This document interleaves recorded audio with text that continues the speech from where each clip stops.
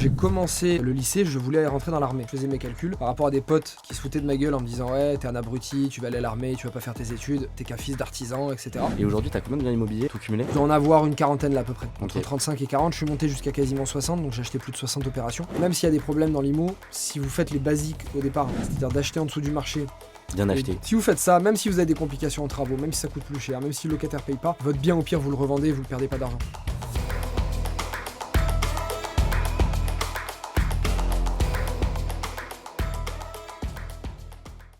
Salut à tous, c'est Maxime Astuce, étudiant, entrepreneur et créateur de contenu. Sur les réseaux, je vous partage à vous et à ma communauté de plus de 2 millions d'abonnés des astuces en tout genre pour vous faciliter la vie. Dans ce podcast, je vous propose de partir avec moi à la rencontre de personnalités hors du commun pour découvrir la recette de leurs exploits. Artistes, entrepreneurs, influenceurs, ils nous partagent leurs meilleures astuces, celles qui les ont menés au succès. Aujourd'hui, je suis très heureux de recevoir Christopher Wangen, un entrepreneur, investisseur, formateur et auteur reconnu dans le domaine de l'immobilier. Avec un patrimoine estimé à plus de 30 millions d'euros, Christopher a su transformer sa passion en une véritable réussite. Salut Christopher. Salut Maxime, Merci de venir ici, très content de te recevoir. avec plaisir. Christopher, tu es le fondateur de CW Academy, une plateforme de formation qui démocratise l'accès à l'investissement immobilier et à l'entrepreneuriat. Tu es également à l'origine de Tokimo, une plateforme d'investissement immobilier accessible dès 100 euros, ainsi que de Mon Cercle Immo, une ressource inestimable pour ceux qui souhaitent se lancer dans l'immobilier. Ton livre Devenir rentier immobilier en partant de rien a reçu des critiques élogieuses et a contribué à éclairer de nombreux investisseurs débutants. Christopher, merci d'être avec nous et de partager ton expérience. Avec plaisir, merci de l'invitation. On va aller un peu retourner un peu dans ton parcours. Est-ce que tu peux nous raconter un peu ton histoire, d'où tu viens, qui est Christopher Wangen? Je reviens sur ce que tu as dit au début, que tu vas rencontrer des personnalités avec des exploits. En toute modestie, je ne pense pas que ce soit des exploits, mais bon, j'ai eu un parcours immobilier, entrepreneurial, qui sort un petit peu de la norme. De l'appeler des exploits, il y a encore beaucoup de choses à faire pour que ça soit des exploits. Moi, je viens d'une famille qui est modeste, petite ville du sud de la France. Un père qui est carreleur, une mère qui est fonctionnaire en mairie.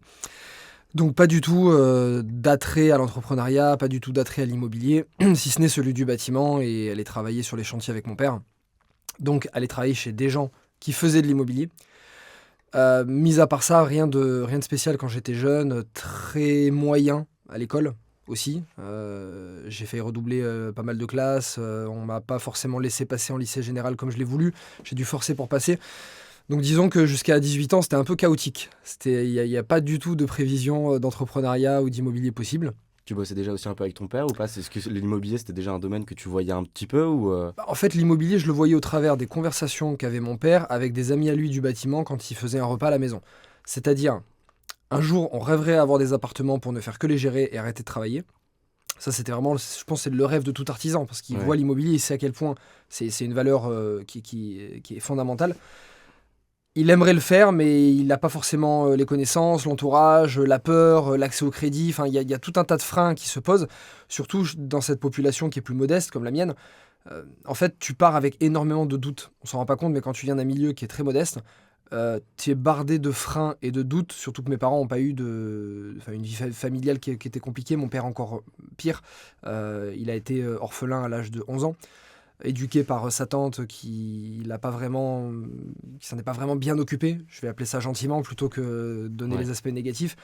Donc quand tu pars dans la vie avec ça, tu as tout un tas de freins, de peurs, tu te sous-estimes. Et donc en fait, c'est plus ça qui empêche les gens de faire de l'immobilier, plutôt que les compétences. Mon père a de l'or dans les mains, il aurait largement pu rénover tous les appartements. D'ailleurs, des appartements que j'ai achetés, les premiers que j'ai achetés moi quand j'étais jeune, il les a fait avec moi. Il est largement capable de le faire. Les crédits, il aurait pu en avoir à ce moment-là, mais c'est pas possible, c'est que pour les riches, c'est pas pour moi, je suis pas assez bon, je suis pas assez intelligent pour le faire. Tout un tas d'excuses. Par contre, moi, je voyais ça au travers d'un enfant qui regarde les adultes dans le bâtiment se dire que ça serait le rêve ultime de gérer ses appartements et de ne rien faire d'autre. Donc, j'ai grandi avec cette idée qui fait que quand j'ai commencé le lycée, je voulais rentrer dans l'armée. À partir de l'âge de 16 ans, je voulais rentrer dans l'armée. Donc rien à voir. Rien à voir. Enfin, rien à voir, mais un petit peu quand même. Okay. Le dépassement de soi, l'état d'esprit à avoir... le fait de vouloir se fixer des objectifs, entrepreneuriat, immobilier, sport, armée, c'est pareil en fait. La base est la même, l'état d'esprit à avoir est le même. Donc à ce moment-là, quand je voulais rentrer dans l'armée, je me rappelle faire des calculs quand j'étais au lycée, en me disant je vais être dans l'armée, donc je vais être logé par l'armée. Donc je pourrais acheter des appartements en location à côté. Je faisais mes calculs par rapport à des potes qui se foutaient de ma gueule en me disant ouais, t'es un abruti, tu vas aller à l'armée, tu vas pas faire tes études. J'ai eu ça hein, quand j'étais au lycée, ouais, t'es qu'un fils d'artisan, etc. Donc t'es qu'un benet qui sait faire que du sport. Moi j'ai dit ah ouais, bon, on va comparer. Vous allez faire un master, vous allez sortir à 1 800 € par mois en moyenne, etc. Moi je vais démarrer à 18 ans, peut-être à 1 200 ou 1 300 € par mois. Mais le salaire que je vais avoir pendant 7 ans que vous n'aurez pas, versus le logement que j'aurai à payer, versus les loyers que je vais pouvoir avoir d'appartements locatifs à côté que vous n'aurez pas, vous me dépasserez peut-être quand vous aurez 40 ou 45 ans. Bon, finalement, ils me dépasseront peut-être même pas vu le patrimoine que j'ai aujourd'hui, mais pour te dire l'état d'esprit que j'avais à ce moment-là, à 16 ans. Ok, hyper intéressant. Et alors du coup, t'es parti du coup école militaire, comment ça s'est passé? Non, non, j'ai fait une préparation dans l'armée d'1 an dans la marine, j'ai fait une préparation de plusieurs semaines dans l'armée de terre aussi. Et en fait, j'ai fait des tests chez un ORL parce que je commençais à saigner du nez quand je faisais de la plongée sous-marine. Ok, Je fais de la plongée sous-marine depuis l'âge de 11 ans, 12 ans, j'ai mon niveau depuis l'âge de 15. Mon père, il est fan de plongée, il nous a fait plonger très tôt. Et puis au bout d'un moment, je commençais à mal décompresser, à mal égaliser les oreilles et je saignais du nez à toutes mes plongées. Donc je remontais avec du sang, donc j'étais voir un ORL et il me dit voilà, vous avez une trompe de stage qui est trop petite, donc impossible pour vous d'être commando marine, c'est-à-dire partir de 5000 mètres d'altitude, sauter en parachute et te retrouver à moins 50 mètres de profondeur en quelques minutes. Je dis ok, bah, c'était le moment où aussi mon cousin était parti à l'armée dans les chasseurs alpins. Il commençait à déchanter un peu. Il me disait que c'était pas aussi beau que ce qu'on imaginait, il passait plus de temps à s'ennuyer qu'autre chose. ok. Donc je commençais à avoir une autre vision de l'armée, prise de conscience de gars dans l'armée qui te disaient quand tu partais en mission, tu rentrais, ta femme était partie avec le frère, avec le pote, Ouais, était ouais. partie avec les meubles de la maison, c'est ces histoires qu'ils m'ont racontées. C'est un mode de vie compliqué. J'ai dit est-ce que vraiment je veux une vie de famille, est-ce que c'est ce que je veux? Et finalement, à ce moment-là, j'ai switché, parce que je commençais à me rendre compte que j'étais bon dans la vente. Ok. J'ai commencé à me rendre compte à cet âge-là. Et en fait, j'ai switché toute l'énergie que je voulais mettre dans l'armée. C'est-à-dire que j'y pensais jour et nuit, je me faisais des douches de froide à 2 h du matin, j'allais courir sous la pluie et sous la neige, j'allais nager exprès en hiver pour résister au froid, enfin j'étais vraiment conditionné à ça. Quand j'ai vu que je pouvais pas faire l'armée et que j'étais bon dans la vente, parce qu'à ce moment-là je m'estimais pas bon ailleurs qu'en sport, c'était vraiment mon truc, et bien en fait je me suis dit finalement je peux peut-être faire autre chose, je suis peut-être bon à faire autre chose. Donc j'ai switché toute l'énergie et l'envie que j'avais dans l'armée, dans la vente, création de business, la logique entrepreneuriale on va dire.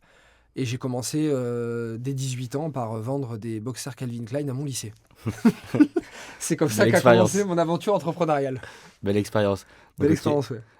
Et après, du coup, donc, t'as vendu ça, t'as fait des études après pour après aller dans l'immobilier, comment ça s'est passé? En fait, quand j'étais au lycée, je voulais faire mon école militaire. Donc le proviseur, je me rappelle, m'a forcé à prendre un choix. Tu sais, tu fais tes décisions. S, ES, etc. Alors, même pas là, Ah non, ça ah non, c'était en oui, tu veux dire terminale, école c'était de les commerce, choix, etc. les choix vers l'école de commerce, Ok. fac, etc. Moi, j'ai dit non, non, je vais aller dans l'armée. Non, non, obligé de prendre un choix, on sait jamais. Heureusement, il a bien fait. À ce moment-là, je voulais pas, mais il a bien fait.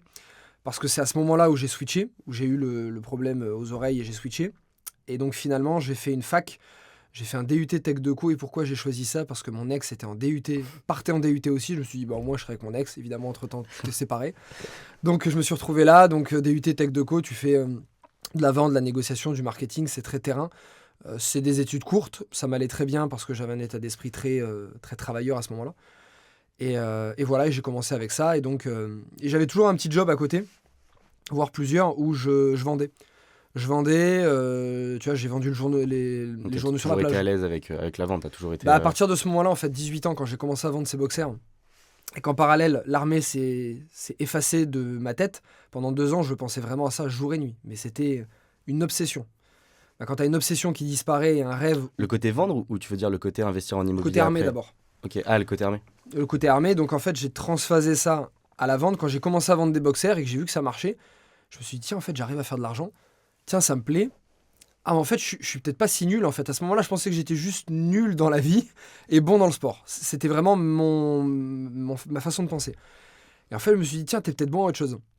Et quand t'as une croyance qui saute comme ça et que tu te penses bon à autre chose, bah en fait, tu développes ce domaine. En fait, hein. Nous, on cherche quoi en tant qu'humain? On cherche juste à être bon quelque part, être reconnu quelque part. Et quand tu démarres dans la vie où tu penses que t'es pas très bon, dès que tu trouves quelque chose dans lequel t'es bon, t'as envie d'exceller dedans. C'est ce qui s'est passé avec la vente, l'immobilier et l'entrepreneuriat de manière générale. Ouais, carrément. Et après, moi, je sais que t'es devenu du coup gestionnaire de patrimoine. C'est D'abord ça. en indépendant, puis après en salarié. Comment Mhm. t'es arrivé du coup dans la gestion de patrimoine? Parce qu'un DUT, c'est pas forcément ce qui t'amène vers ça. Non, exactement. J'ai levé la main. T'as levé la main? J'ai levé la main. T'as rencontré quelqu'un qui t'a fait aller dans ce domaine-là? Exactement. J'étais en DUT Tech Doku, en deuxième année, début de deuxième année, et on a une prof de marketing qui nous dit, voilà, si vous voulez, vous pouvez organiser une rencontre d'anciens élèves, tu sais, t'as des projets tutorés en fin d'année. Si vous voulez, vous pouvez organiser une rencontre d'anciens élèves, ça fait partie de votre projet tutoré. Et là, dans la classe, le blanc. Personne qui, entre guillemets, qui a envie d'aller voir des vieux, à ce moment-là, t'as 19 C'est ans. sur le classique en Tu vrai. vas contacter des vieux, des anciens, personne ne le voyait, et puis surtout, tout le monde avait envie de faire des licences, des masters, etc. Donc personne n'avait déjà cette fibre de j'ai envie d'aller travailler derrière. Moi, je savais que c'était ma dernière année.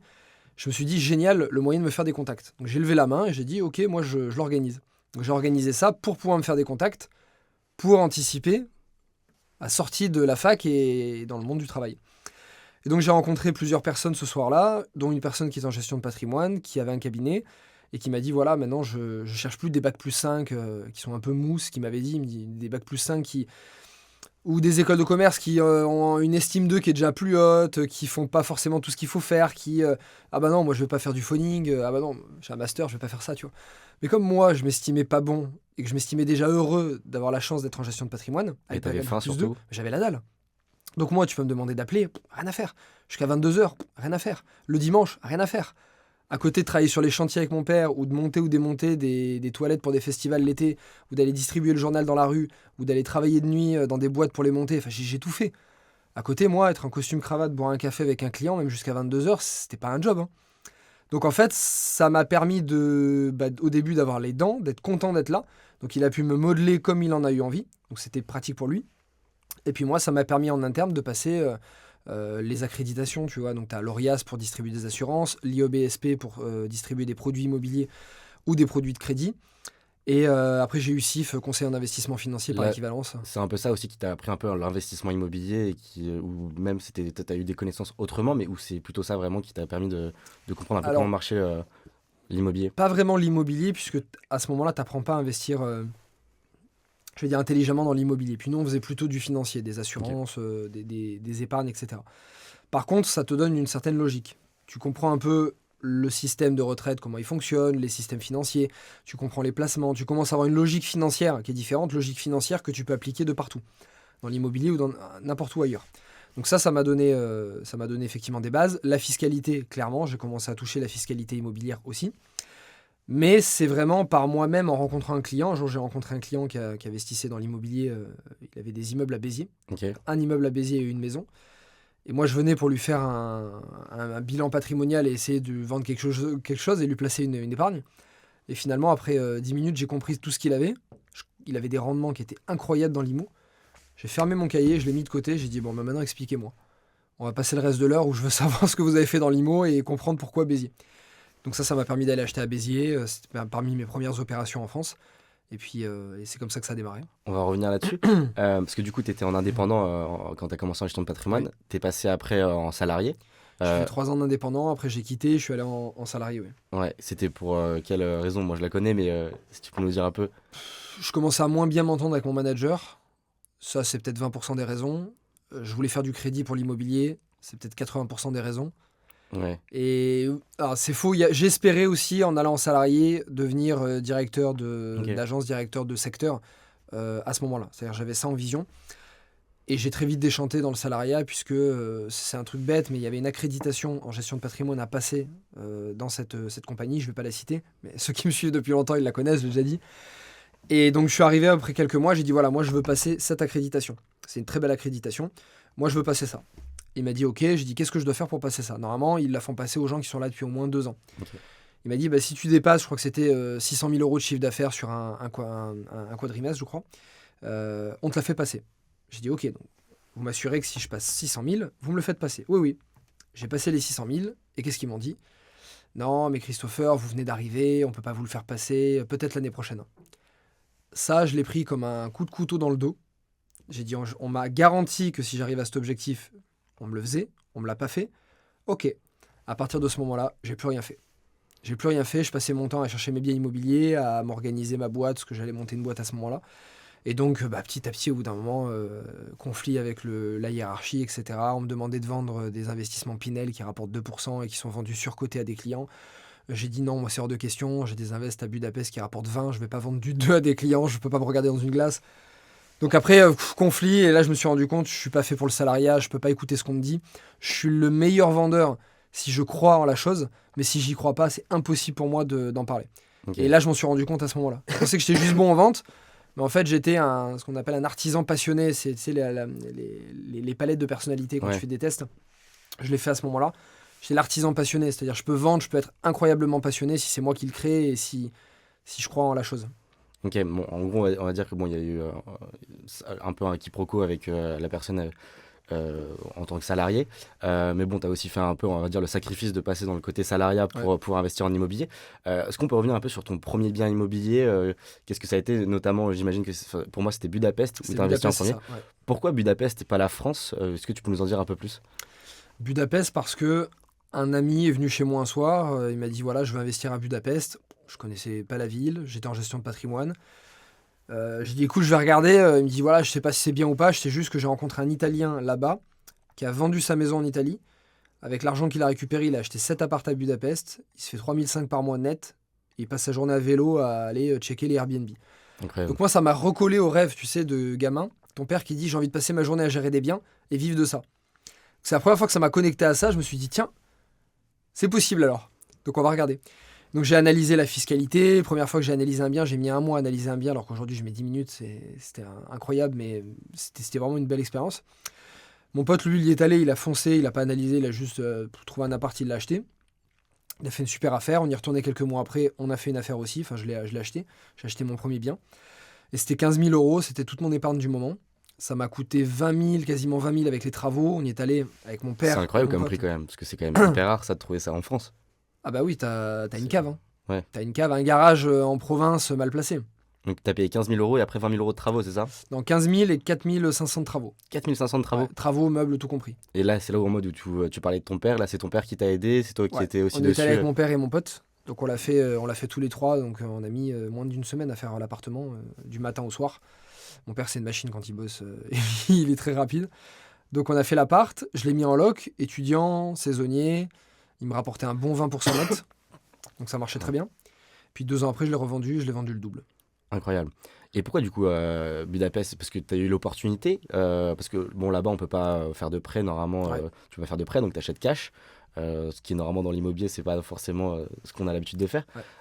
Pourquoi c'était vraiment parce que ton ami est arrivé à faire une rentabilité très intéressante là-bas ou il y a eu d'autres facteurs qui ont fait que tu voulais investir là-bas? J'avais une chance à ce moment-là que je n'ai pas perçue. Une chance et une malchance. C'est-à-dire que je n'y connaissais rien en IMO. Et pour moi, aujourd'hui, plus je forme des gens, plus des fois, je me perçois que c'est une chance. Parce qu'aujourd'hui, on a tellement accès à l'info facile que le trop-plein d'infos amène à l'inaction. Ça, c'est sûr, c'est prouvé. Donc à ce moment-là, comme je ne savais pas que je ne savais pas. Donc je ne savais pas qu'il y avait tellement de choses à calculer, à contrôler, que j'ai vu une affaire. On savait à peu près combien ça se louait. Je savais que Budapest était dans un trou parce que il sortait d'une crise, les prix de biens étaient vraiment pas chers, fiscalité la plus intéressante d'Europe, prix au mètre carré le plus intéressant d'Europe, Airbnb en montée en puissance avec les écoles de commerce, etc., les Erasmus qui se développaient beaucoup. Donc il y avait quand même pas mal de facteurs qui m'amenaient vers là. Mais c'était Budapest parce que mon pote sortait avec une Hongroise à ce moment-là, c'était sa copine. D'accord. Donc il allait souvent en Hongrie. Donc il est tombé sur ce Italien qui qui faisait le tour de ses Airbnb, et c'est comme ça qu'il l'a connu. On s'est pas posé plus de questions que ça. Okay. Et ça a été notre force, c'est que on y est allé. Je me suis pas dit bah tiens, du coup je peux peut-être investir à Nice, donc je vais regarder à Nice, je vais comparer là. Ce qui est le problème des fois des gens que je forme depuis 3 ans qui sont toujours pas passés à l'action, c'est qu'ils vont comparer 10 villes qu'ils ont vues parce qu'ils ont été à une soirée investisseur, ils ont vu quelqu'un investir là-bas, puis un autre là, puis sur internet ils ont vu ça, puis YouTube, et du coup ils ont tellement de choix qu'ils font rien. Moi j'avais qu'un seul choix, donc je l'ai fait. Est-ce que c'était le meilleur à ce moment-là? Non, évidemment, il aurait mieux fallu garder l'argent, faire un crédit en France, ça aurait été beaucoup plus intéressant. Mais comme tu le sais pas, tu fais une affaire et finalement l'affaire est quand même bonne. C'est pas la meilleure au début, mais elle a le mérite d'être faite et elle te fait apprendre et c'est ça qui te fait avancer. Et donc là, c'était ton premier investissement. Tu as investi où après? Combien de temps ça a mis pour que tu commences à avoir un patrimoine immobilier assez intéressant parce que là, tu étais toujours employé en même temps, donc tu faisais les travaux. Alors, Budapest, j'étais indépendant. Okay. Toujours, donc j'étais indépendant. C'est quand j'ai pris goût à cet appartement, il s'est passé 1 an avant d'acheter le deuxième. parce que j'avais pas de stratégie. J'ai acheté comme ça au pif, ça tournait et on n'avait pas de stratégie. Donc quand t'as pas de stratégie, tu sais pas si tu vas racheter, comment, etc. Tu gagnais combien à ce moment-là aussi pour pouvoir investir En gestion de patrimoine, je faisais 2005-2008 net par mois à peu près quand j'étais indépendant. Je vivais avec 700 ou 800 euros par mois, tout le reste j'épargnais. Donc en fait les 15 000, enfin les 20 000 que j'ai mis de côté à ce moment-là, c'était un peu plus d'un an d'épargne. Ok. Donc je dépensais peu à ce moment-là. Pas de fringues, très peu de resto. Une voiture par contre, c'est tout. Mais sinon je me faisais pas beaucoup plaisir. Tu faisais beaucoup d'efforts pour pouvoir vraiment avoir Ouais. ton objectif en tête. Bah, à ce moment-là, je savais pas que je voulais investir dans l'IMO. Par contre, je savais que j'avais besoin d'argent de côté et j'étais quelqu'un qui était prévoyant et épargnant dans tous les cas. Donc ça a été une chance, c'est que l'argent que j'ai mis de côté m'a permis de faire Budapest, qui m'a permis de faire d'autres choses derrière.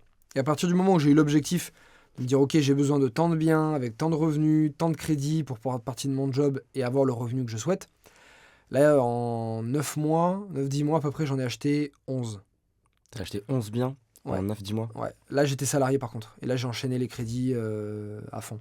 Ok. Parce que j'avais une ligne de mire, un objectif. Donc j'ai racheté à Budapest, Ok. j'ai racheté un immeuble de 4 appartements à Béziers, puis un immeuble de 6 appartements, puis une résidence principale à Nice. Et là je suis parti, j'avais 11 appartes, je venais d'en vendre un. J'avais 11 appartes quand je suis parti, et je faisais à peu près 2000 euros par mois de revenus nets. Ok. Donc là, du coup, tu pouvais commencer en fait à être rentier entre guillemets grâce à l'immobilier. Alors, je voulais pas m'arrêter à ça parce que Ouais. finalement c'est du cash flow théorique, c'est bien en te disant j'ai une sécurité, mais tu vis pas avec ça parce que demain tu as un petit pépin sur tes biens, tu as un peu moins. Tu as vraiment l'argent quand tu vends et que tu récupères l'amortissement de ton capital, donc la dette que tu as remboursée à la banque, et que tu récupères ta plus-value. C'est là finalement où j'ai gagné le plus d'argent sur mes OP tout au long de ma vie. Ok. Et aujourd'hui, t'as combien de biens immobiliers tout cumulé? Si je te dis que je les connais pas exactement, parce que en fait je les compte, la dernière fois j'ai voulu faire ça, c'était M6 voulait faire une interview sur moi. Ils sont venus chez moi, ils m'ont interviewé avec la caméra, ils m'ont dit combien de biens vous avez. Et je pensais qu'ils allaient mettre off dans la caméra, je dis bah attendez je compte. En fait ils l'ont gardé en séquence. Et en fait j'étais là et je comptais alors 10, 12, 20. Et en fait, ils continuaient de filmer et j'ai dit c'est bon pour prendre. Ils me dit non mais on va le garder ce passage. En fait vous savez pas combien de biens. Alors, tu rigoles, pour eux c'est trop bien. Ouais. Vous avez tellement de biens, vous savez pas combien vous en avez, tu vois, genre c'est exceptionnel. Oui, j'en achète, j'en vends. Là, ne serait-ce que le dernier mois, j'en ai vendu 3-4, j'en ai racheté 2-3. Je dois en avoir une quarantaine là à peu près. Entre Ok. 35 et 40, je suis monté jusqu'à quasiment 60, donc j'ai acheté plus de 60 opérations. Mon but, c'est pas d'en avoir trop, c'est que maintenant, je suis en train d'en liquider beaucoup, parce que le marché immobilier le voulait.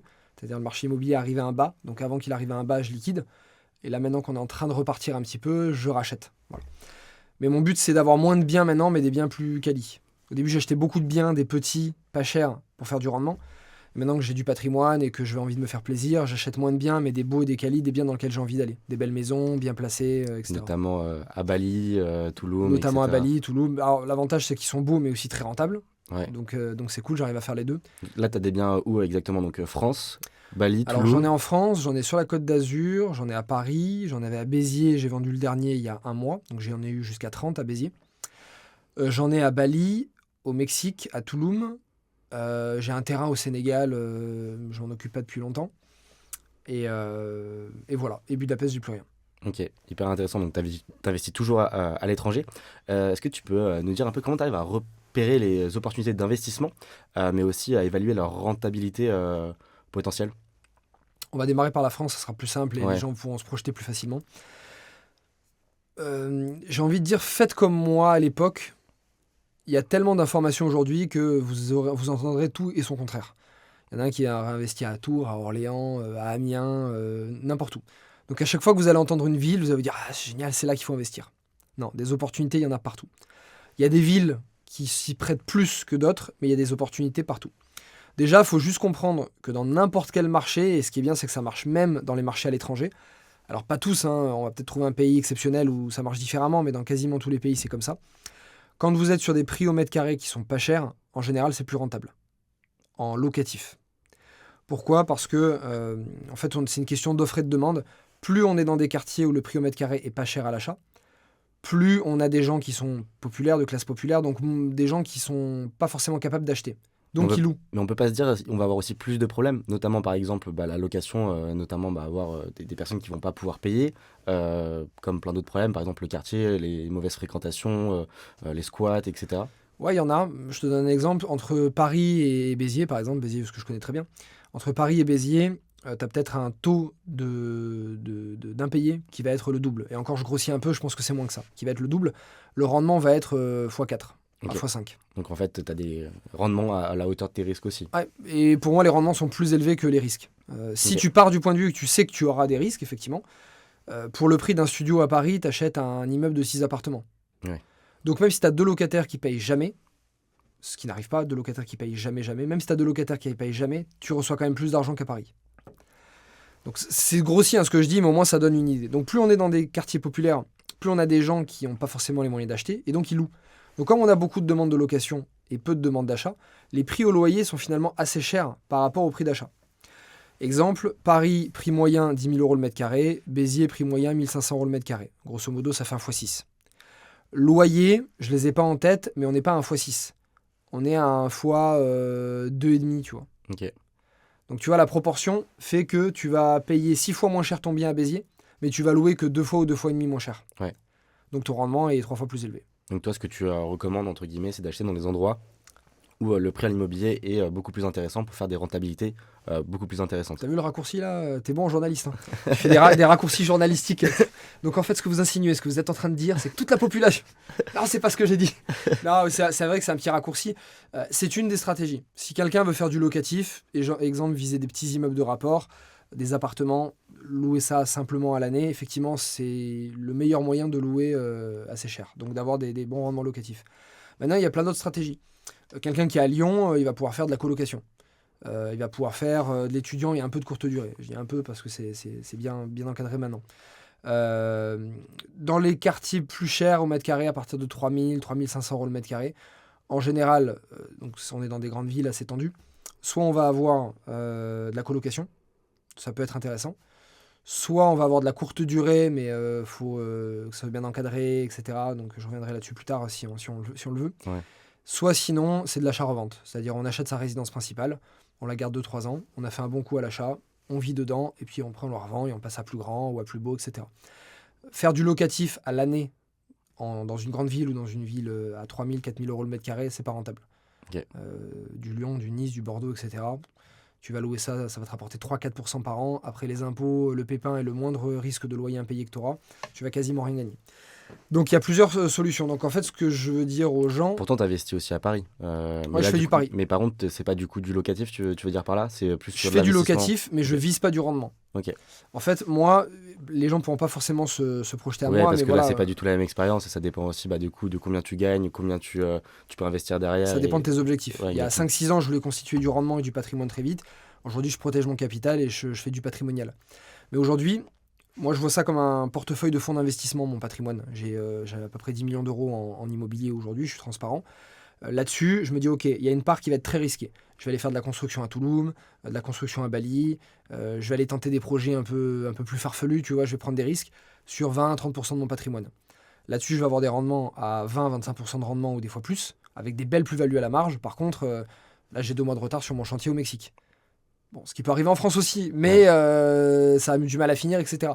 C'est des risques que je prends. Sur une partie de mon patrimoine, je vais sur des risques moyens. Des biens sur la Côte d'Azur, avec travaux par exemple, des biens ce que j'avais à Béziers, j'estime risque moyen. Un peu moins de risque, je suis en France, je maîtrise un peu mieux, et j'ai quand même du rendement qui va être entre 8 et 12-13% net à peu près, ou jusqu'à 15 maximum. Et après, pour sécuriser tout ça, je vais faire du patrimonial. Je vise pas du rendement, mais ça équilibre mon risque ailleurs. Là, par exemple, je viens d'acheter un appartement sur la Croisette, à Cannes. Donc là, je vais être à 30-35 000 euros le mètre carré. Ok. Tu es sur la Ah ouais, c'est Croisette, super face cher. palais des festivals. Ouais, bon, super bien placé. Si j'ai 5% de rendement en location courte durée, heureusement, c'est la courte durée n'est pas encore, comment dire, bloquée à Cannes, donc ça c'est cool.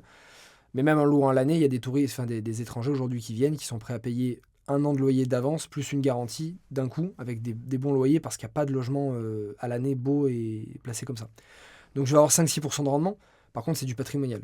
C'est la Croisette, c'est n'importe quel étranger, il vient, il veut de la Croisette. Je vais faire du Paris-Centre dans des beaux arrondissements. Là, j'ai acheté dans le premier, je suis en train d'acheter dans le 6e aussi. Je vais pas faire de rendement avec ça. Mais avec ça, je vise l'augmentation de marché sur le long terme. C'est du Paris, on voudra toujours du Paris. Paris restera une ville extraordinaire à visiter. Donc en fait, tu vois, je vais T'as changé ta diversifier. stratégie par rapport aussi à l'actualité où toi, t'as déjà investi beaucoup et t'as tout un patrimoine immobilier qui est bien diversifié. Exactement. Et c'est pour ça que tu le fais aujourd'hui. Avant, je visais un bien, donc je vais faire du Béziers, qui est un équilibre entre les deux. Maintenant, je vais réussir à faire plusieurs classes de risques.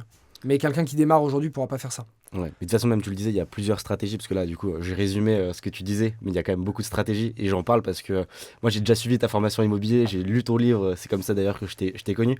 Donc en vrai, il y a beaucoup de stratégies, et que ça dépend aussi pas mal des objectifs de la personne. Donc c'est toujours à prendre assez large, et ce que tu vas dire. Avec tous les investissements que tu as fait, j'imagine qu'il y a eu aussi pas mal de complications, d'échecs. Est-ce que tu aurais une anecdote un peu à nous raconter par rapport à ça? J'en ai eu pas mal. Je me suis déjà fait arnaquer en achetant à l'étranger. Je m'étais pas rendu sur place. C'était la première fois que j'ai acheté à l'étranger sans me rendre sur place. Un ami m'a présenté quelqu'un. Il venait d'une institution, on va dire, assez grosse, assez importante. Ok. Donc je pensais pas et je me suis fait arnaquer. J'ai eu des problèmes avec des associés des fois aussi.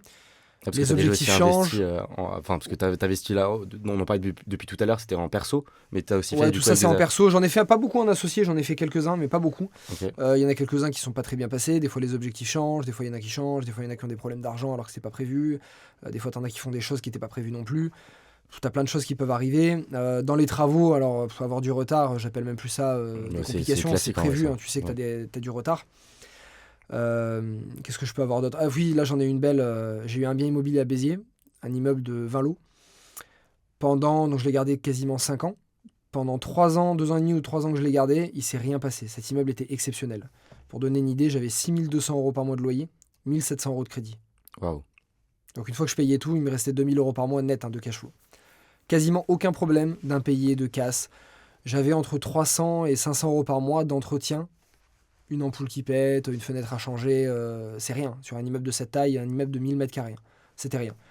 Donc pendant 3 ans, la vache allait, quoi. L'investissement génial, en plus acheté un peu en dessous du marché. Le marché a explosé entre temps, le Covid a bien poussé ça. Incroyable. Béziers a pris 10-15% par an pendant 2-3 ans à ce moment-là. Investissement en or. Le moment où je décide de le vendre, un plancher qui s'effondre.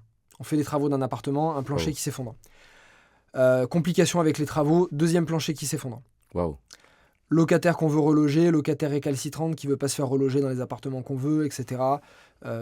On est encore en cours de procédure, donc je peux pas non plus tout expliquer. Sinon, voilà, c'est compliqué. Hein, avec ma visibilité, je peux pas tout dire non plus. Mais complications pendant 2 ans. Avocat en face, qui est pas du tout diligent, qui fait perdre du temps. Donc je me suis retrouvé à un moment où je voulais absolument faire les travaux de ce bien parce que j'avais l'acheteur en plus, qui a été très très patient d'ailleurs, que je connais bien. Il a été très patient. Ça a duré quasiment 2 ans, plus d'1 an et demi. Le plancher s'était effondré, la mairie obligée à faire les travaux. Moi, je voulais faire les travaux, sauf que la locataire nous bloquait l'accès à l'appartement. Elle voulait pas qu'on rentre. Donc en fait, tant qu'elle te donne pas l'accès à l'appartement, tu peux pas rentrer. Donc d'un côté, si je rentre dans l'appartement, on peut me tenir responsable parce que je suis rentré dans un appartement où la locataire est censée vivre, même si elle vivait plus là. Donc ça se retourne contre toi. Mais en même temps, si je fais pas les travaux, t'as la mairie qui porte plainte contre toi. Waouh. Tu vois un peu le problème? Ça, c'était à quel niveau? T'avais déjà pas mal d'années Oui, d'expérience. ça va. Heureusement, ça c'est arrivé quand j'avais plein d'autres opérations. Ok. Donc financièrement, je dépendais pas de ça. Ça t'embête parce que tu sais que tu perds de l'argent, tu perds du temps. Mais finalement, je l'ai vendu, j'ai quand même fait une plus-value. Alors j'ai fait une plus-value qui était 3 fois moins élevée que ce qui était prévu. Ok. Et vraiment pas une petite... En gros, j'ai dû perdre 150 000 € sur l'opération. Waouh. En plus-value, potentiel, en attente. Mais j'en ai quand même gagné. Donc j'en ai gagné très peu finalement à la fin, mais j'en ai gagné sur tout le long de l'opération et j'en ai gagné un peu quand même à la fin. Ce que je veux dire, c'est que même s'il y a des problèmes dans l'IMO, si vous faites les basiques au départ, hein, c'est-à-dire d'acheter en dessous du marché. Bien acheté. Bien acheté, exactement. Ça, c'est la base. Si vous faites ça, même si vous avez des complications en travaux, même si ça coûte plus cher, même si le locataire ne paye pas, votre bien, au pire, vous le revendez, vous ne perdez pas d'argent. Là, je fais une opération au Mexique, une construction de maison. Normalement, ça aurait dû me coûter dans les 500 000 € de construction. Et avec le terrain, ça aurait dû me coûter 600 000 $, pour une valeur d'environ 800 000 $ à la fin, 850 000. Là, ça va me coûter 900 000 $, mais la valeur sera d'1,1 million, 1,2 million à la fin. Au pire, ça vaut pas ça. Au pire, il y a un crack de marché. Au pire, je revends le même prix. Donc j'aurais passé 1 an et demi, 2 ans à faire un projet, perte de valeur de mon argent, mais je perds pas d'argent, moi. Ça, c'est le pire qui puisse à peu près qui peut arriver. Pourtant, il y a eu une explosion des travaux, augmentation des travaux et surtout augmentation du taux de change. Ça, c'est une problématique quand tu investis à l'étranger que j'ai eu cette fois-ci. Tu envoies des euros en pesos mexicains, au Mexique. On a eu la crise en Europe, on a eu de l'inflation et on a eu surtout la guerre. Ouais. Et les États-Unis étaient en crise aussi. Donc on a un dollar et un euro qui se sont dépréciés par rapport aux pesos mexicains. Donc pour ceux qui ne comprennent pas du tout l'économie, on va faire super simple. Il y a 3 ans, avec 1 euro, j'achetais 25 pesos mexicains. Donc j'avais un pouvoir d'achat de 25 pesos mexicains. Aujourd'hui, avec 1 euro, j'achète 17 pesos mexicains. Donc j'en achète beaucoup moins. C'est aussi le problème aussi d'investir à l'étranger où il y a quand même l'économie. C'est aussi un problème. Ouais. Donc tu as des avantages aussi parce que l'avantage là-bas, c'est que tu prends n'importe quel terrain, n'importe quel endroit, tu l'achètes au prix, tu fais ta construction sans négocier, tu gagnes de l'argent. En France, il faut te battre pour trouver un terrain, il faut négocier comme un malade, il faut être sur le terrain sans arrêt, il faut négocier tes travaux à fond pour espérer une marge 2 fois moins élevée. L'avantage, Bali ou Mexique, tu achètes n'importe quel terrain, tu fais ta construction, tu as fait déjà quelque chose que la plupart des gens ne veulent pas faire, tu revends, tu as pris 30%. Donc c'est facile. Ouais. Les autres difficultés, c'est que tu peux pas emprunter. Tu peux pas emprunter. Gérer gérer au Mexique, c'est compliqué aussi. Tu vois, tu as des avantages et inconvénients. C'est pour ça que moi, j'ai diversifié. Quand j'ai un marché qui se passe moins bien, il y en a un autre qui rattrape, etc. Donc c'est équilibrant. Je vais revenir sur un point, sur le fait de bien acheter. Parce que c'est vraiment la phrase dans l'immobilier. Parce que je commence à connaître quand même pas mal de monde dans l'immobilier. Et même toi, que je connais un peu. C'est un peu la phrase que j'ai le plus entendue. C'est quoi bien acheter déjà, à quoi ça correspond? Et est-ce que tu peux nous en dire un peu plus sur comment bien acheter? Alors, bien acheter, c'est acheter en dessous du marché. Un bien immobilier a toujours une valeur. Tu as des biens qui sont compliqués à évaluer. Un bien qui fait 500 millions d'euros, je prends la villa Léopolda qui a été vendue à Aise, Cap d'Aille. Pas Cap d'Aille, c'est Saint-Jean-Cap-Ferrat, dans le sud. Ça a la valeur que celui qui est prêt à l'acheter. Maintenant, la plupart des biens immobiliers que tout le monde pourrait acheter, ça a une valeur. Cette valeur, on pense que c'est difficile à l'évaluer, mais c'est quand même assez simple, surtout dans des zones tendues. À Paris, un appartement, on sait combien ça vaut. On va comparer avec les appartements qui se sont vendus à côté. C'est juste une comparaison. Et on va ajuster l'étage, la vue, est-ce qu'il y a un garage, pas un garage, le niveau de l'état dans l'appartement, etc. Donc c'est simple. J'ai un appartement là dans l'immeuble où on se trouve. Je sais qu'il a une valeur de 500 000 euros sur le marché, rénové. Parce que j'ai fait mes études, parce que j'ai demandé à des agents immobiliers, parce que j'ai vu des biens comparables qui se sont vendus les 2 dernières années dans le quartier. Je fais une moyenne, je sais que ça se vend 200 000. Avec travaux finis. Moi, ce que je vais faire, c'est que je vais chercher à acheter ce bien avec une valeur inférieure. Mais si j'achète un bien avec travaux, ce que je vais faire, c'est que je vais calculer combien de travaux il me faut pour passer de mon bien en l'état à un bien qui vaut 500 000. Admettons qu'il faut que je mette 50 000 euros de travaux. Ça veut dire que le bien, il faut qu'il me coûte... il faut que je l'achète 450 000. Pour mettre 50 000 de travaux, il m'aura coûté 500 000. Et il a une valeur de 500 000, je ne gagne pas d'argent. Ok. Donc je prends ma valeur de 500 000 sur le marché, je déduis 50 000 euros de travaux, ça fait 450. 450, maintenant je vais enlever la plus-value que j'ai envie de faire. J'ai envie de faire 50 000 euros de plus-value sur ce bien. C'est moi qui le décide. Alors je décide en fonction du marché. Faire 200 000 euros de plus-value à Paris sur un bien qui fait 500 000, c'est compliqué. Ouais. Donc j'adapte en fonction du marché. J'ai envie de faire 50 000 euros de plus-value. Donc sur 450, je redéduis 50 000. Okay. Ça veut dire 400. Et sur 400, je vais enlever les frais de notaire. Frais de notaire, frais d'agence immobilière, les frais qui m'ont servi à acquérir ce bien. Admettons, j'enlève 10% pour faire grossier. Donc il me reste 360 000 euros. Ça veut dire que pour avoir un bien que je revende sur le marché 500 000 et où j'aurais gagné 50 000 euros, il faut que je fasse une offre d'achat à 360 000 euros. Il faut que maximum, ce bien, je l'achète 360 000. 360 000, de là, je vais rajouter les différents frais, frais de garantie, frais d'agence, frais bancaires, etc., frais de notaire. Il va me coûter 400. Je vais faire 50 000 de travaux, il va me coûter 450 000. Je le revends à 500, j'ai pris 50 000 euros de plus-value.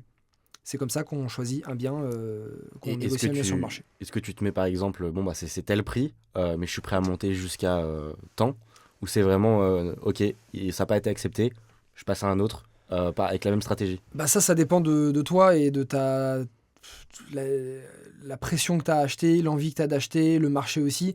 Moi, là, j'étais dans un marché pendant 1 an. J'étais dans un marché où les acheteurs faisaient la loi et moins les vendeurs. Parce qu'il y avait beaucoup moins d'acheteurs que de vendeurs.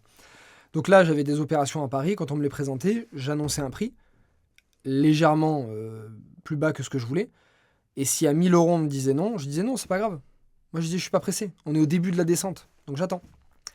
Cannes à la Croisette, j'ai essayé 3 opérations avant que la 4e tombe au prix que je veux.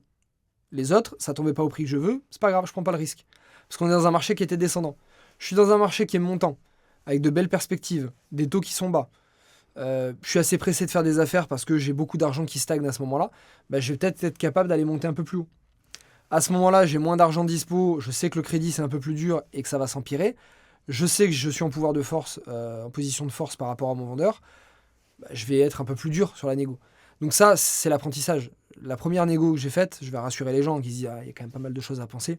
La première négo que j'ai faite à Budapest, j'ai acheté le bien plus cher que ce qu'il était présenté. D'accord. Personne ne pourra faire pire. Le bien était affiché à 14 000, je l'ai payé 14 900. Voilà. Parce qu'en fait, c'était une T'avais de la banque. concurrence? Non, c'était une banque qui détenait le bien. Il y avait des dettes à éponger. Et quand ils l'ont vendu, ils ont fait l'état de lieu des dettes. Et donc, il y avait des dettes dans la copropriété. Donc, ils ont dit il faut payer ça en plus.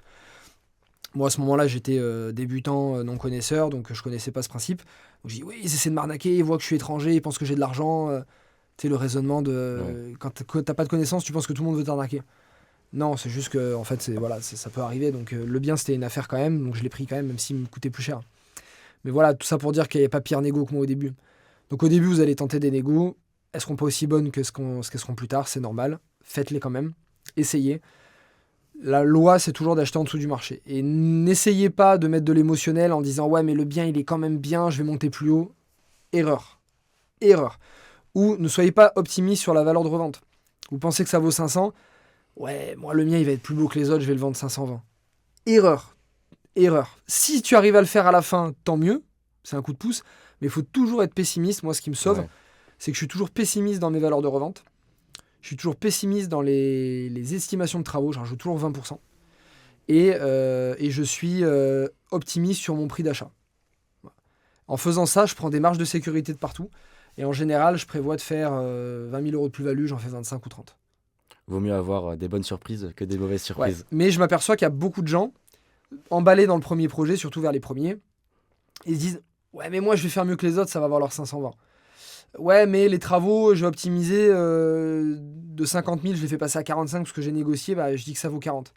Non, non. La valeur sur le marché, ça trompe pas. Les travaux, ça trompe pas. Ce que vous pouvez modifier, c'est le prix d'achat au début. Donc négociez plus fort pour faire rentrer vos offres, enfin vos travaux et votre plus-value. Mais n'essayez pas d'être optimiste sur les prévisions. C'est pas vous qui décidez, c'est le marché. Ouais, carrément. Je vais revenir un peu sur CW Academy. Enfin, tu as rechangé le nom il n'y a pas hyper longtemps. Mais tu es une référence dans le secteur de l'immobilier. Tu es même le numéro 1 dans la formation en ligne. Comment tu as fait pour créer un personal branding solide, crédible dans le domaine de l'immobilier? Je pense que c'était comme l'immobilier, c'était sans faire exprès. Je pense, c'est mon point de vue, que l'innocence de celui qui ne connaît pas et qui le fait de bon cœur et avec passion, je pense que ça prime sur celui qui connaît toute la théorie et qui veut le faire exprès. Je pense, hein, c'est mon avis. Ouais. Ou alors il faut être très très très bon pour le faire exprès. Moi en fait j'ai démarré, j'ai pas cherché un personal branding en me disant, je lisais pas de bouquin marketing en me disant je vais faire un personal branding, pas fait d'études là-dedans non plus. Moi en fait j'ai utilisé mon histoire parce que je savais que ça plairait. Et moi, ça me plaisait si j'entendais l'histoire de cette manière-là. C'est-à-dire, un jeune qui vient d'un endroit populaire, quartier populaire, famille modeste, qui a envie de voyager et qui veut tout plaquer pour aller voyager, et l'immobilier lui permet de voyager. Moi, si j'avais entendu ça, ça m'aurait fait kiffer. Bon, et ça aurait fait kiffer mes parents à l'époque, et ça leur aurait peut-être fait acheter différemment. Enfin, en tout cas, acheter tout simplement, plutôt que rien acheter. Donc je me suis dit, comment est-ce que je pourrais transmettre les choses pour que, si mes parents l'avaient écouté 30 ans avant, ça les aurait fait acheter dans l'immobilier. C'est un peu comme ça que je me suis dit la chose au départ. Okay. Et en fait, j'ai juste mis ma vie et ma personnalité telle qu'elle était. Et donc ça a plu, ça a pas plu. Et donc je pense qu'il y a eu cet aspect-là, c'était un peu l'aspect innocence de je t'explique qui je suis et apprendre où à laisser. Et comment tu l'as fait ça? Comment t'as montré que t'es parti voir les gens? C'est quoi? C'est ton entourage? Alors j'ai démarré, j'ai fait un Facebook, j'avais mon Facebook perso. Donc j'ai créé un Facebook pro, j'ai invité tout mon Facebook perso. J'ai fait un post et j'ai dit voilà, j'ai 12 biens immobiliers, j'étais en train d'en vendre un, donc 11. Je gagne 2000 euros par mois avec mes biens immobiliers. Mon Facebook, la plupart me connaissaient, ils savaient que je roulais pas sur l'or, loin de là, par contre que j'étais un gros bosseur. Donc j'avais quand même cette image crédible, même auprès de mes potes de lycée et de fac, parce que j'étais toujours la personne un peu réfléchie, prudente, qui anticipait un petit peu les choses. Donc j'avais cet aspect crédible. Puis c'est pas le fait le fait que tu gagnes 2000 euros par mois, c'est pas ça le plus important, c'est aussi le patrimoine immobilier que tu as créé derrière. Parce que soit Mais à c'est ce moment-là, très j'avais bien. rien. Ouais, mais quand tu fais 2000 euros par mois, tu as aussi la Oui, valeur j'avais des biens. 800-900 000 de patrimoine immobilier Bah, c'est- à crédit. À quel âge? J'avais 25 ans. Ouais, enfin, ça reste quand même quelque chose d'incroyable. Ouais, c'est vrai que c'était bien, mais c'était surtout la rente, tu vois, qui impressionnait aussi Ouais. les gens. Et je leur disais, voilà, maintenant je pars en tour du monde, grâce à mon immobilier, je fais une soirée et je vous explique tout, si ça vous intéresse. Et j'ai eu 100 personnes à cette soirée, donc j'ai loué une salle d'hôtel, j'ai fait des cartes de visite, et j'ai fait une présentation. J'ai fait une présentation et j'en ai closé 36 sur les 100 Incroyable. en formation à la fin. Et je me C'est rappelle, une belle conversion, quoi. j'étais dingue, on était mangé avec mon ex-copine à ce moment-là, je me rappelle, j'étais sur un nuage, j'avais fait autant d'argent, voire un peu plus. Alors, il faut enlever les impôts et tout, autant Ouais. d'argent que quand j'étais en salarié. C'est moi qui l'avais vendu avec ma propre histoire, avec mon truc. C'était incroyable. Et c'est comme ça que ça a démarré. Ensuite, quand je faisais des sessions de formation qui étaient des sessions physiques, moi, je n'ai pas démarré par le online, j'ai démarré par le physique. Je partageais ça sur Facebook. J'avais même pas Instagram ni YouTube. Je faisais sur Facebook. À l'époque, on avait un reach de malade sur Facebook. Donc, Ouais. je passais de 0 à 10 000 abonnés quasiment sans pub sur Facebook. Après, à mes 10 000 abonnés, je dis je fais un séminaire à Nice, il y a 80 places, j'ai vendu les 80 places d'un coup, j'ai fait mon premier séminaire de 80 personnes. Là, on va organiser le prochain à 10 000 personnes bientôt, tu vois, donc il y a eu quand même un gap. Et c'est comme ça que ça s'est fait. Puis après, j'ai créé Instagram, j'ai créé YouTube, j'étais en tour du monde, donc ça marchait bien aussi. Et le personal branding, c'était ça en fait, c'est juste ma vie. J'étais en tour du monde, je faisais de l'immobilier. T'étais un des premiers à faire sur YouTube, non? Parce que c'était pas Je encore pense que oui, très, je pense qu'il y en avait 2-3 avant. Il y avait 2-3 noms, mais qui sont plus. Parce que maintenant, ça se fait énormément, mais Maintenant, il y a quelques années. énormément. En fait, je les connaissais pas, mais c'est quand j'ai démarré, il y a des potes à moi qui suivaient ça, qui m'ont dit ah mais il y en a un qui fait ça aussi et tout. Il y en avait un qui s'appelait Pierre, qui était de Nice. Je le vois plus du tout. Je sais même pas s'il continue de faire ça. Ça fait au moins 2 ans que je le vois plus passer du tout. C'est vraiment quelque chose qui a changé vraiment la manière de vendre ou pas? Enfin, selon toi, tu vois, de faire YouTube, etc., les réseaux sociaux. Bah oui, moi j'étais limité. Moi c'était archaïque ce que j'ai fait en démarrant. Ouais, mais bon, à l'époque, tu vois, au final, il y en a tellement en vrai qui formaient, qui font des webinaires, enfin des séminaires, etc. Et qui arrivent à bien monétiser, mais ça n'existe pas Ça du se tout. monétisait bien, mais Tu passes à l'échelle. je vais prendre un exemple. Année 1, 2017, bon, j'ai démarré en février ou mars. J'ai fait 140 000 de chiffre d'affaires la première année. Je suis passé online l'année d'après, j'ai fait 950. Et quand Ouais. j'étais online, j'étais en Australie, à Singapour, à Bali. Alors que la première année, je partais en week-end ou en voyage 1 semaine, 2 semaines. Je revenais, je faisais une session de formation, je repartais, je revenais. C'était pas pareil. Comment tu t'y es pris pour monétiser justement du coup, ton expertise et créer des produits ou des services rentables? Parce que bon, là, on vient de voir un peu du coup, comment tu as fait étape par étape. Mais comment tu as mis, genre, typiquement, mon accompagnement, il vaut tant. Comment je vais le mettre en place aussi? Au début, c'est du test. Au Ouais. début, c'est du test. Moi, j'ai une chance et une malchance, c'est ce que je disais au départ. C'est que mon côté militaire me fait toujours foncer. Je me pose pas beaucoup de questions. J'ai appris à devenir plus analyste avec le temps, mais je me pose très peu de questions, je fonce. La malchance, c'est que des fois, je peux faire les choses plus vite et mieux si j'avais un peu plus réfléchi. Mais je pense que ça m'a plus porté chance qu'autre chose, c'est que je fais les choses. Je fais les choses, je tâte beaucoup, j'essaie par moi-même. Il y a plein de choses qui se plantent des fois, mais quand ça marche, en général, ça marche bien. Et donc au début, j'ai testé. En fait, j'avais fait une session de formation quand j'avais 20 ans en développement personnel par les formations Carnegie. C'est un dérivé des formations Carnegie qu'on connaît tous. La formation Carnegie, vous regarderez, c'est les formations en vente et en développement personnel les plus connues des États-Unis. Donc j'avais fait ça en France, version française. Et je me suis tout simplement calé sur les types d'horaires, le temps que passait notre coach, le nombre de personnes qu'il y avait dans la salle et le prix. Je me suis aligné à ça. Donc pas de comparaison parce que personne ne faisait ça en IMO. Ok. Et après, quand je l'ai passé online, au début, quand j'ai fait mes premières sessions de formation, c'était sur 7 semaines, donc, tous les mercredis, 2-3 heures par soir, plus je proposais un accompagnement illimité jusqu'à ce que le premier bien immobilier soit acheté pour 1 000 euros. Ok. Et il y avait des pauses manger, café le soir dans l'hôtel, et je payais l'hôtel. Et J'ai des tarifs, hein. ça se vendait bien et tout. Ouais, ça se vendait bien par rapport aux peu de gens qui me connaissaient, j'étais full. Et en fait, c'est pour ça que je suis passé online à la fin, c'est que au début, j'ai fait quelques sessions de formation. Et puis à la fin, je me rappelle, donc j'ai démarré en février ma boîte, avril ma première session de formation. À partir de septembre-octobre, j'étais plein tous les week-ends. Donc Ok. je pouvais plus partir en voyage. Donc je me suis dit, c'est cool, j'aime bien faire ça, mais mon but c'était quand même de partir en voyage et pas de me créer un autre job. Et donc à ce moment-là, je suis tout passé online et ça m'a permis de redébloquer du temps. Ok, hyper intéressant. Il y a beaucoup de personnes en vrai qui considèrent l'immobilier, enfin l'investissement immobilier un peu comme une utopie inaccessible. Quel conseil tu donnerais pour dépasser du coup cette perception et réussir dans ce domaine? Alors, c'est sûr qu'il faut se former.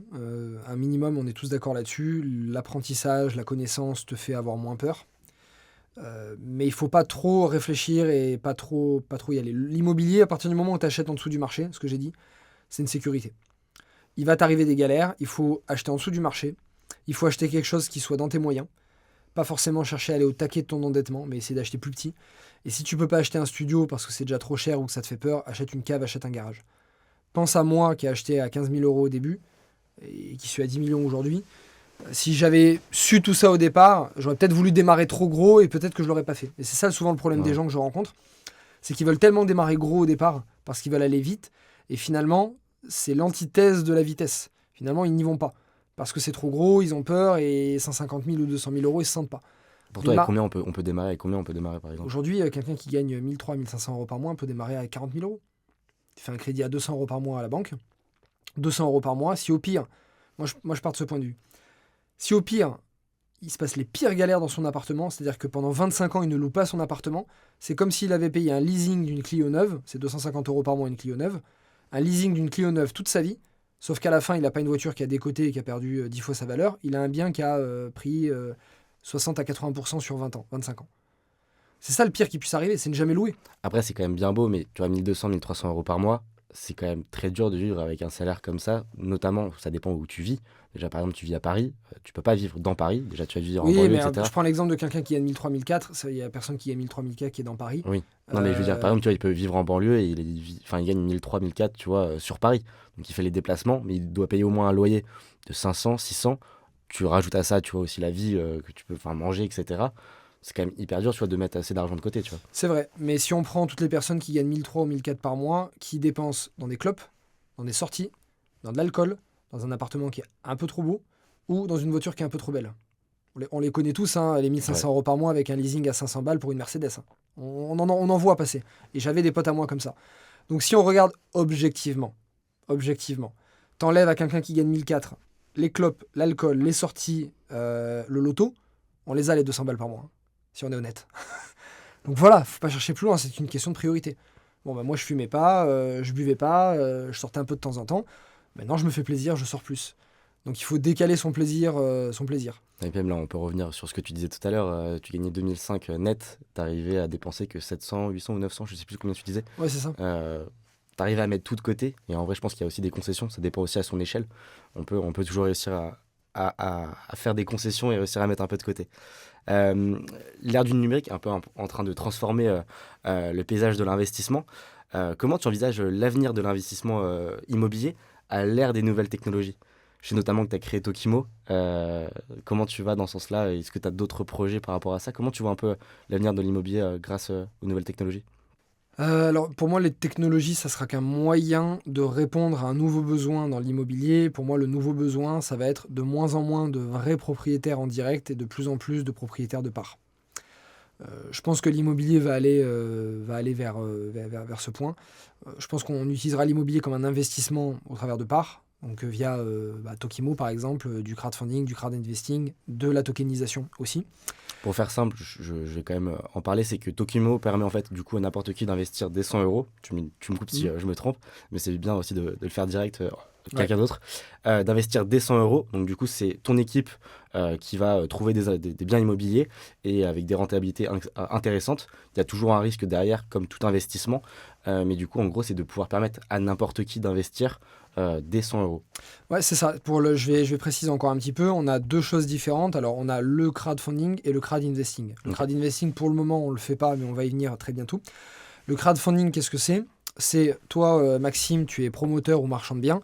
Tu as envie de t'acheter un appartement à Paris, le rénover et le revendre. Comme Ok. c'est le but d'un marchand de biens. Tu as besoin de fonds.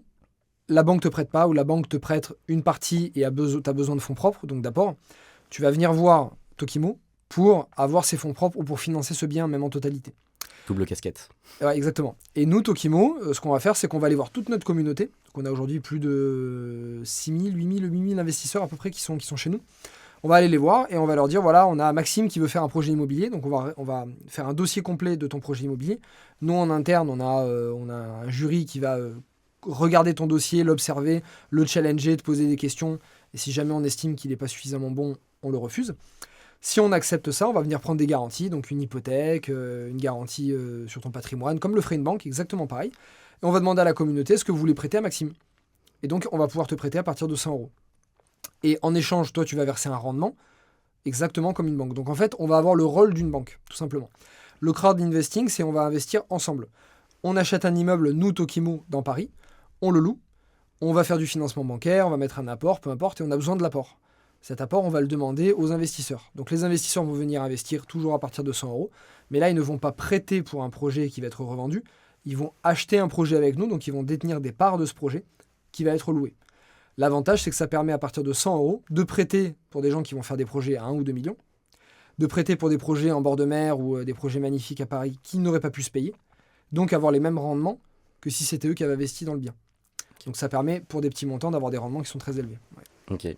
Donc si tu pourrais résumer en une phrase, tu penses que les nouvelles technologies, ça va apporter quoi de plus ? Pour moi, la nouvelle technologie, le nouveau gap qu'on aura, ça sera la tokenisation. Ça veut dire aller encore au-delà de ça, c'est-à-dire pouvoir acheter n'importe quelle part de n'importe quel bien, en France ou à l'étranger. Exemple, moi, mes clients, ils voudraient acheter au Mexique ou à Bali comme moi. Sauf qu'acheter une maison, faire construire une maison à 300-400 000 euros à Bali, il faut avoir des fonds propres, tu peux pas faire de crédit. Puis il faut aussi aller sur place, ça coûte de l'argent. Faut... Imagine que tu te dises, t'aimes ma façon d'investir, t'aimes le portefeuille que je me suis constitué, tu dis voilà, moi je veux avoir le même rendement que Christopher et le même risque. Imagine que tu puisses acheter des parts de tous mes projets, ou de projets similaires. Tu fais du Bali, du Mexique, du Sénégal, de la France, Côte d'Azur, Paris, avec 1 000 euros. C'est avec la tokenisation, ce sera possible. Et tu pourras échanger tes parts très facilement avec d'autres.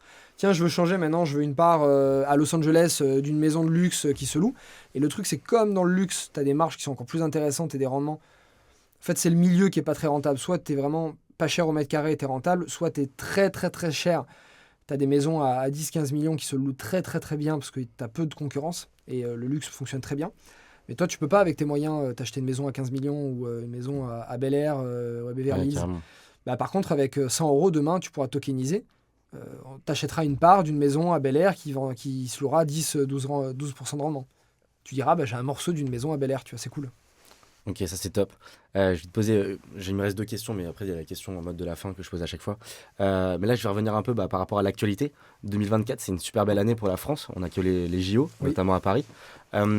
Si tu devais résumer cette année, tu vois, en tant qu'expert, qu'est-ce que tu pourrais nous dire ? Est-ce qu'on doit s'inquiéter ou justement on a des cartes à jouer, tu vois, dans le domaine de l'immobilier ? Il y a des belles cartes là. Ouais. Là, il y a vraiment des belles cartes et elles arrivent plus vite que ce que je pensais. On est vraiment sur un bas de marché et je pense que le bas de marché, on l'a déjà atteint en immobilier. Mais il a été très rapide. Je pensais que la fenêtre de tir allait être plus longue, mais elle a été très rapide. Pourquoi ? Parce que là, depuis, donc on fait ce podcast, on est fin février 2024. Depuis décembre 2023, les banques ont vraiment assoupli. On a déjà une baisse de taux de 0,2 à 0,4% en moyenne chez les banques. Il y a même des banques qui ont baissé de 0,7. Et on a des nouvelles banques qui étaient complètement absentes du marché du crédit pendant 1 an et demi, qui vraiment sont retirées et se sont dit maintenant je ne prête plus. Qui là reviennent sur le marché en concurrence. Et elles viennent avec les dents. C'est-à-dire que maintenant on a de nouveau des banques qui se battent pour avoir des clients. Alors que pendant 1 an et demi, c'était les clients qui se battaient pour avoir une banque. Ça change la donne. Et comme c'est le crédit qui fait le marché, si la banque elle peut te prêter 300 000, tu vas acheter un bien à 300 000. Si elle te prête 250, tu achètes à 250. Donc ça a tendu le marché, ça l'a fait baisser un petit peu, pas beaucoup mais un peu. Et là on a vu depuis 3 mois, les banques qui s'assouplissent et qui vont continuer de s'assouplir dans l'année. On était monté à 4,5% de taux en moyenne sur 25 ans. On va descendre en fin d'année, début d'année prochaine, environ 3%, 3,2%. Ça fait une sacrée baisse. Donc, pour moi, il y a de très bonnes prévisions en immobilier cette année. Il y a la majorité des spécialistes qui continuent à dire qu'on aura 3 à 5% de baisse. Je ne pense pas. Parce qu'on a à peine eu 3 à 5% de baisse dans un marché où les taux sont passés de 2 à 4 ou à 4,5%. J'imagine pas une baisse aussi importante en passant de 4,5 à 3. Peut-être que je me trompe, on verra. J'étais très pessimiste les 2 dernières années en pensant que le marché allait baisser plus que ce qu'il a vraiment marché. Parce que je suis très pessimiste dans mes prévisions avec mes clients. Je préfère toujours comme mes biens immobiliers. Mais là, je pense que cette année va être très bonne. C'est-à-dire que s'il faut acheter, c'est bien d'acheter maintenant. Parce qu'on est des taux qui sont hauts, mais qui sont en phase de descendre. C'est quasiment écrit sur le papier. Tu pourras renégocier. On pourra renégocier. Par contre, on va aller acheter des biens qui sont pas chers. dans un marché qui va monter. On manque cruellement de logements en France et on va continuer d'en manquer. Je pourrais pas tout expliquer maintenant, mais si ça vous intéresse, allez sur ma chaîne YouTube. Je fais des vidéos d'actu immobilière où j'interviewe des spécialistes et on décortique ça si ça vous intéresse. Mais pour moi, année 2024, année qui va être bonne ou en tout cas flat en immobilier par rapport aux 2 ans d'orage qu'on a eu, parce que les crédits vont être là. Et si c'est pas 2024 qui sera bonne, c'est 2025. Donc s'il faut acheter, c'est bien d'acheter cette année. Crypto, très bonne aussi. Le bull run qui arrive. On a le bull run qui arrive, on l'attend tous. Alors à quel moment il va être? Je suis pas un spécialiste des cryptos, mais j'y investis. J'ai mon portefeuille qui a fait x3 depuis un an et demi. J'ai mon associé qui gère ça très très bien. On attend quand même une très belle année en crypto. On a le halving qui va arriver en avril. Le halving, pour ceux qui ne connaissent pas, on va avoir une réduction de la quantité des bitcoins qui sont en circulation. Donc, qui seront donnés aux mineurs. Après, je m'arrête là parce que mes connaissances en crypto sont vraiment limitées. Mais on va avoir, à mon avis, une bonne année. Par contre, on a des marchés financiers qui sont très hauts. On a le CAC 40 qui a atteint des sommets. Donc, je ne rentrerai pas sur les marchés financiers maintenant. Si on n'a pas une autre guerre, une situation qui empire en Ukraine, Russie, et si on a l'inflation qui est maîtrisée comme elle est censée être maîtrisée, et là elle est plutôt bien maîtrisée, ça devrait très bien se passer en 2024. Et on a les JO pour ceux qui veulent profiter d'un peu de location courte durée à Paris. On sait que tous les Parisiens vont partir. Il va y avoir des bonnes choses, même ça va s'étendre aussi dans la France. En moyenne, les prix des nuitées vont être multipliés par 3 à Paris, jusqu'à 1,5 dans d'autres régions. Parce que les Parisiens vont partir ailleurs, parce qu'ils n'ont pas envie d'être à Paris pour les JO. Même si Madame Hidalgo a dit venez à Paris, restez pour les JO, ça va être à la vie, ça va être incroyable. Oui, avec les tickets de métro qui vont exploser et personne ne pourra se déplacer, ça va être incroyable pour les touristes, mais peut-être pas pour les Parisiens, qui vont louer leur appartement 3 fois le prix, ils vont se faire un salaire annuel en 3 semaines s'ils partent de Paris. Donc tout ça va se déverser sur le reste de la France, puis des touristes qui vont venir à Paris, qui vont aussi aller visiter la Bretagne, Lyon, Bordeaux, Nice. Donc pour moi, 2024, une bonne année. Une bonne année en investissement. Ok, super intéressant. Je vais quand même dire que, je vais quand même le dire un peu, parce que tout investissement comporte des risques. Faites vos propres recherches. Christopher, c'est un expert. Pour autant, il faut quand même faire ses propres recherches et quand même s'informer. Il ne faut pas investir juste parce que quelqu'un le dit. Oui. J'ai envie du coup, on va entamer un projet là, qui arrive prochainement, le Z Project. Est-ce que tu peux nous en dire un peu plus? Bien sûr, oui. Alors le Z Project, c'est un rêve qui est en train de devenir réalité. Ça fait plus d'1 an, presque 1 an et demi qu'on travaille sur ce projet, qu'on a l'idée. Plus j'avance dans ma carrière, plus j'ai envie de prendre des risques et plus j'ai envie de me faire plaisir. Et ce projet-là, c'est un énorme plaisir parce que je vois qu'il y a d'autres personnes qui sont intéressées par ces plaisirs-là. J'ai dit comment on peut mélanger des thèmes que j'adore à l'intérieur d'un seul projet, c'est-à-dire l'entrepreneuriat et l'investissement, le voyage et la musique. En Z Project, on a le tout premier festival d'entrepreneurs qui va mélanger des conférences entrepreneuriales des personnes les plus inspirantes de France la journée, un vrai festival de musique où on fait vraiment une grosse fête le soir avec des DJ de renommée internationale, le tout dans un décor complètement dingue, exotique, que les gens n'auront jamais vu à Paris. Maintenant ça existe. Ça existe, ça s'appelle Z Project, ça fait 1 an et demi qu'on le réfléchit, c'est mon nouveau bébé et qui m'éclate en ce moment, parce que ça touche ma partie création artistique que j'ai et que je ne peux pas forcément utiliser dans l'immobilier, dans un domaine assez sérieux, même si j'essaie de le faire dans mes réseaux sociaux et tout. Tu vois, j'ai un axe qui n'est pas chiant en immo, je fais d'autres choses. Là, c'est un truc où vraiment on va s'éclater. Et comment, en fait, j'en suis venu à faire ça, déjà parce que c'est des domaines qui me plaisent. Parce que déjà, on a des gens qui ne peuvent pas voyager, n'ont pas la chance de pouvoir voyager, même s'ils pourraient faire de l'immo, l'entrepreneuriat, peut-être pas encore. Donc, ils n'ont pas la chance de partir. On va amener le voyage et des expériences de dingue qu'ils auraient pu vivre aux 4 coins du monde dans une seule journée, une seule soirée, pour un budget qui est ridicule par rapport à ça. Deuxièmement, comment amener des gens, ou surtout des jeunes, à s'intéresser à un domaine dont ils ne se seraient pas intéressés normalement. Tu prends quelqu'un qui a 22 ans aujourd'hui, ou 25, qui ne s'intéresse pas du tout à l'IMO, l'entrepreneuriat, lui, il va venir pour la musique. Ouais. Il va venir parce qu'il va avoir des décors de dingue, parce qu'il y aura des activités à l'intérieur, des surprises. Et accessoirement, il se dit, tiens, il y a une conférence d'un gros entrepreneur qui est patron d'une licorne. Tiens, je vais voir ce que ça donne. Et là, le déclic. Il regarde ça, il se dit, c'est dingue, ça me donne envie. Et en fait, c'est ça, le but, c'est de faire naître des nouvelles âmes d'entrepreneurs et d'investisseurs qui ne se seraient jamais intéressés à ça avant, parce que quand ils l'auront vu sur les réseaux sociaux, s'ils l'avaient vu par quelqu'un d'autre, ils auraient trouvé ça chiant. Alors que là, ils vont être attirés, c'est un peu comme je te dis, t'as envie de manger un burger ?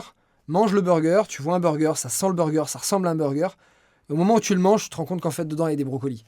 Ouais. Mais finalement, c'est bon quand même, mais c'est bon pour ton corps, mais tu te dis, finalement, c'est pas si mauvais les brocolis. C'est exactement ça que j'ai envie de faire passer au travers de cet événement. Et avec cet événement, on comptait de combien? 10 000 personnes. 10 000 personnes, c'est beau. 10 000 personnes. Alors, à ce stade-là, on a déjà fait une première vague de vente qui arrive là la semaine prochaine, mais quand ça sera publié, ça aura lieu début mars. On va ouvrir les ventes très bientôt. Je ne peux pas dire exactement la date, etc. Et en fait, il y a un principe qui est simple, c'est que j'ai lancé la première vague de vente à un prix vraiment pas cher, en early bird. On n'a quasiment pas de marge sur cette première. Mais le concept, c'est de dire, on ne te donne pas aucune information sur l'événement. C'est-à-dire, à part savoir qu'on va mélanger l'entrepreneuriat et la musique, tu ne sais pas qui y a comme speaker, tu ne sais pas à quoi ça va ressembler à l'intérieur, les activités qu'il y aura, les DJ qu'il y aura, avec qui c'est organisé avec un très très grand nom. Tu ne sais rien. Par contre, tu achètes pas cher. Comme dans l'immobilier. On m'a présenté 2 biens immobiliers il n'y a pas longtemps, j'ai fait une offre en 30 minutes. J'avais 5% des infos. Mais les 5% me disaient que j'achetais en dessous du marché. Le reste, la taxe foncière, le DPE, tout ça je m'en fous, je regarde après. Ce qui me suffit pour faire une offre, c'est 5% des infos que j'ai en 30 minutes. Eh bien, si les gens sont capables de prendre une décision et d'acheter la place avec 5% des infos et de me faire confiance, ils achètent pas cher et ils ont une belle opportunité. Là, quand on va réouvrir les ventes, les prix vont augmenter, mais on va dévoiler quelques infos. Et là, les infos qu'on va dévoiler prochainement, elles sont déjà assez costauds. Pour avoir eu plus d'informations. Tu as plus d'infos, toi. J'y serai et franchement, ça en vaut vraiment la peine. Et j'ai hâte de faire ça avec toi, ça va être très sympa. Il n'y a rien qui est comparable aujourd'hui. Il y a déjà un festival qui mélange ces thèmes-là, il n'y en a pas. À ma connaissance, déjà en Europe, c'est sûr, dans le monde, j'ai jamais vu. Avec ce type de décor, ce qui va être amené, comment la chose va être amenée, ce que vont vivre les gens. En fait, là, ce que je voulais faire, c'était aussi me faire plaisir et faire plaisir aux gens. Et qui n'est pas juste de l'apprentissage, qui est autre chose. Là, c'est pas une conférence, c'est pas un séminaire, c'est pas une masterclass. Les gens vont vivre une vraie expérience. Ce que je veux, c'est que leur sens soit bouleversé. La vue, l'ouïe, le toucher, l'odorat, tout va transporter les gens ailleurs. C'est-à-dire qu'ils vont être à Paris. Ça sera le 14 décembre à Porte de Versailles à Paris. Quand ils vont rentrer dans la salle, ils ne seront plus à Paris. Tout, même leur toucher, ne les amènera plus à Paris. Et ça va complètement les déstabiliser. Et vivre une expérience où ils vont sortir de là et pendant des semaines, ils vont être boostés à bloc. Non, ça va être top. Franchement, j'ai eu pas mal d'informations en interne. Ça a l'air vraiment génial. Et j'y serai. Donc, vous avez quelques informations un peu en exclu parce que je sais pas quand ça sortira, mais et aux fonctions des informations que tu dévoileras aussi. Peut-être tu auras peut-être un peu moins d'informations que là. Donc, prenez vos places. Je vais te poser la dernière question du podcast que je pose à tous mes invités. Est-ce que tu peux nous faire découvrir un site ou une application utile que tu as sur ton téléphone ou dont tu n'as pas forcément parlé déjà dans ce podcast ou même avant? Est-ce que tu aurais une application en tête? Alors, je suis très mauvais sur les applications. Je suis pas très tech et pourtant je regarde tes stories et tes posts. Il y en a un que tu as fait il y a pas longtemps, je sais plus ce que c'était. Je dis tiens, ça je l'enregistre parce que ça va m'être utile. Je suis très mauvais là-dessus, vraiment. Par contre, il y en a une que j'utilise pour mes mails qui s'appelle Superhuman. J'utilise depuis un an et demi. C'est un pote dev de Bali qui me l'a conseillé. C'est génial parce qu'avec 3 touches de mon clavier, je fais tout. T'as plus besoin d'utiliser le temps pour la souris. Tu prends la souris, tu enlèves une fenêtre, tu repars. Ça fait perdre du temps quand tu gères 50, 60, 80 mails par jour. En fait, avec 1-2 touches, je clique sur H par exemple, je peux me le renvoyer pour demain en alerte. Je clique sur R, je réponds.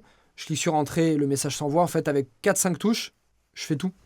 Je réponds, je forward, je transfère, je forward, je réponds, je mets des pièces jointes, etc. Donc ça m'a fait gagner 30% sur mes mails. Ça, c'est pas mal. Et il y en a une autre que je dois mettre en place, c'est mon pote aussi qui me l'a conseillé, qui s'appelle Raycast. Je sais pas si tu connais. Non, pas du tout. Je crois que c'est Raycast. En fait, Raycast, c'est comme un Google Drive géant qui te permet de réunir toutes les apps de ton ordinateur. C'est-à-dire qu'en fait, tu vas faire une recherche au lieu d'être une recherche sur Google Drive d'un document ou autre chose. Ça va réunir toutes les apps de ton ordinateur. Donc maintenant, il utilise que Raycast en barre de recherche. Et du coup, tu peux, comme un drive, l'avoir avec plein d'autres personnes de ton équipe. Je sais que je dois le mettre en place bientôt, mais je suis très mauvais pour ça. Et ouais. Bon bah, c'est déjà pas mal, déjà tu nous en sors 2. Ouais, déjà je vous en sors 2 qui sont pas mal. Ouais, qui sont pas très connus. Superhuman, je l'ai vraiment donné à pas mal de gens de mon équipe. C'est vraiment top. Bon bah top. En tout cas, un grand merci Christopher. J'espère que cet épisode aura plu à la communauté. Je pense que tu as délivré pas mal de valeur et je te remercie et merci d'avoir été là. Chers auditeurs, j'espère que cet épisode vous aura plu et que vous aura apporté pas mal de valeur, notamment dans l'immobilier. On se retrouve dans 2 semaines. À bientôt.